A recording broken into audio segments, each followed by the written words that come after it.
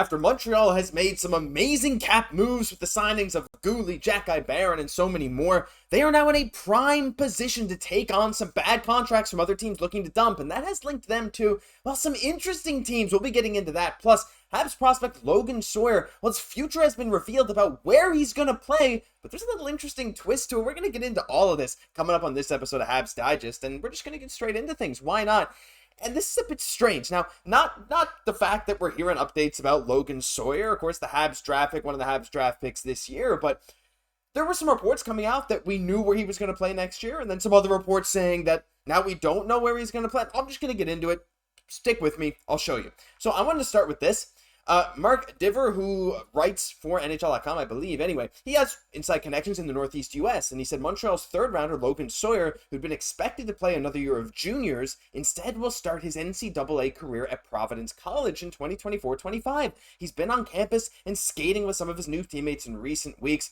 06 had 78 points in 59 games for the Brooks Bandits. But it doesn't end there, because Marco D'Amico tweeted later in the day today, he said, I'm hearing the decision is not yet final on where Habs prospect Logan Sawyer will be playing this season, but it should be coming shortly. He would either go back to the Brooks Bandits in the BCHL or play for the Providence College Friars in the NCAA. Stay tuned.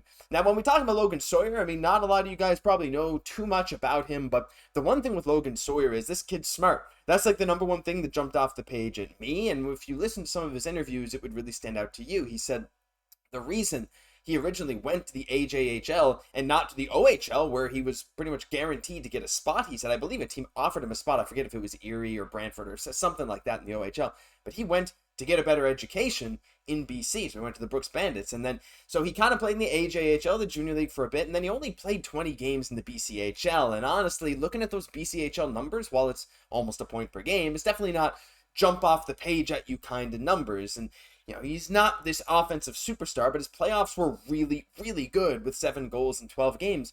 But he's really smart. His interviews are really awesome. He's well-spoken. And so now the decision comes, okay, what's best for his hockey future, right? You have on the one hand the BCHL.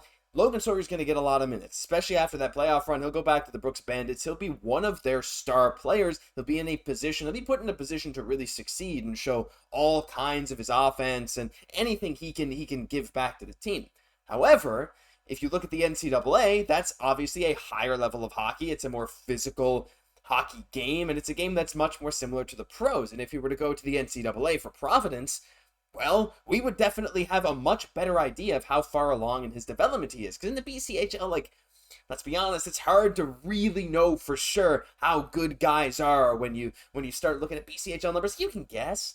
But that jump from the BCHL to pro hockey, whether it's in the AHL or NHL or even to the NCAA, is hard to predict. So there's a couple choices for Logan Sawyer, and even if he plays in the NCAA, I'll be happy. If he goes back to the BCHL, I'll be happy. There's pros on both sides, but really all you can hope for from a third rounder, especially one that's still 18 years old, is just that he shows up and he does everything he can, which I'm sure he will do, to make his push to the next level. So if that's in Providence, the NCAA, we'll be rooting for him, hoping he has a fantastic season. If it's in the BCHL, well, we can definitely expect some of those scoring numbers to go up. So I'm pretty excited about Logan Sawyer. I made that thought known on draft night. I made that thought very much known in some of our prospect review things. Like, I really like this guy. I think he has, I think he's definitely a long shot to be a big impact player in the NHL, but I think he has definitely the mental tools and also a lot of the physical tools to make it happen. So we'll see, but just a little update for you guys on his situation.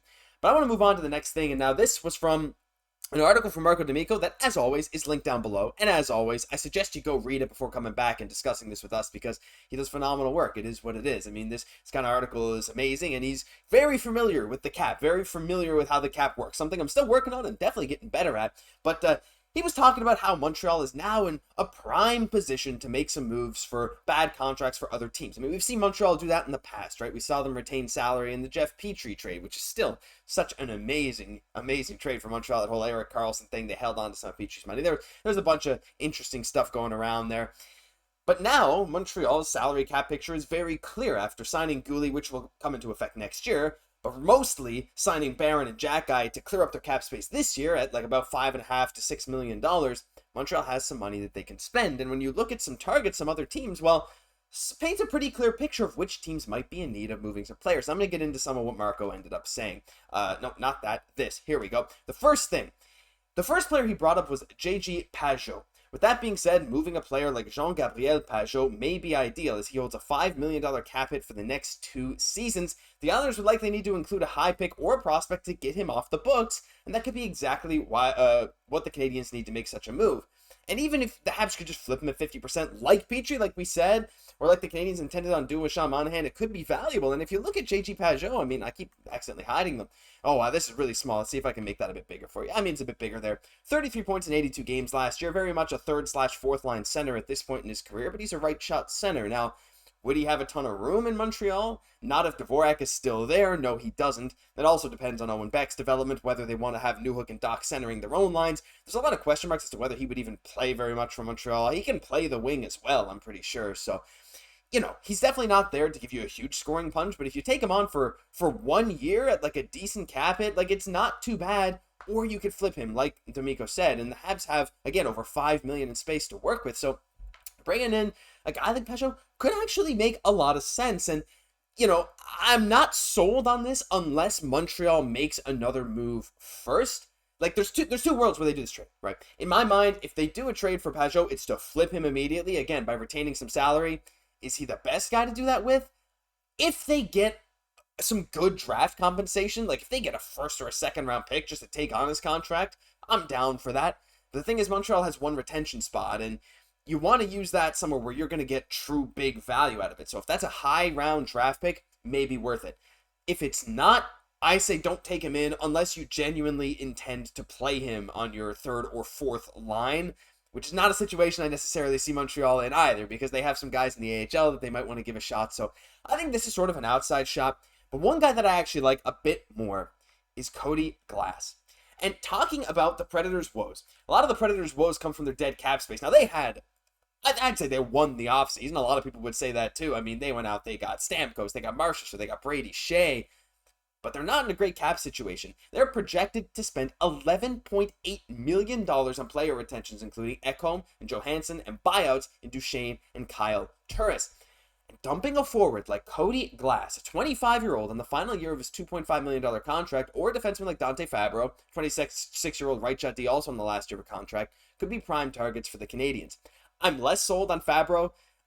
I just don't really see that happening necessarily. Like, Montreal has so many guys that they could call up. I'd rather them give a shot to Barron or Mailloux or whoever. Like, I'm not sold on Fabbro, but Glass is very interesting to me. Cody Glass, also known as the guy that the Vegas Golden Knights wouldn't trade to Montreal in the Pacioretty trade, so they sent over Nick Suzuki instead. What a great deal that ended up being. He was a former top prospect. He was the number 6 overall pick in the 2017 draft. He's 6'3", 206. He's one of those guys that every single team says, man, I could fix him. You know, it's always there. He had 35 points in 72 games in 22-23. Whenever he's been in the AHL, he's been absolutely dominant, but it just hasn't clicked at that NHL level. But at 1 year, on a 1-year deal, $2.5 million, you could hold on to him. You could give him some decent playing time. I'm not saying he's going to get top 6 minutes, because he absolutely wouldn't. He's center. I believe he can also play some wing. I could be mistaken, but I think he could on Montreal. And depending on if you trade another player away or something like that, this could be a good opportunity to get a guy, like you sell him again at the deadline when other teams are looking to add some nice size and some potential. I mean, like, I know, you know, if you're trading for him, you're not trading for him long-term because he's an expiring deal, but you never really know, right? He's going to have some value, but at the very least, Nashville's in a big bind. They have guys they need to sign. They have to get rid of money somewhere, and he's a guy where it's like, yeah, you give him some minutes, you never know what could happen. You never know if his value could go up and you ship him away at the deadline, and you could get some good money for it. And he's still young too, at 25 years old. So it could be a good win-win for Cody Glass as well, being in a good situation. While his best season of his career was with Nashville, he's just one of those contracts that could be moved. So all in all, there's a lot of really interesting stuff going on around Montreal right now, whether it's trade rumors, whether it's prospect rumors.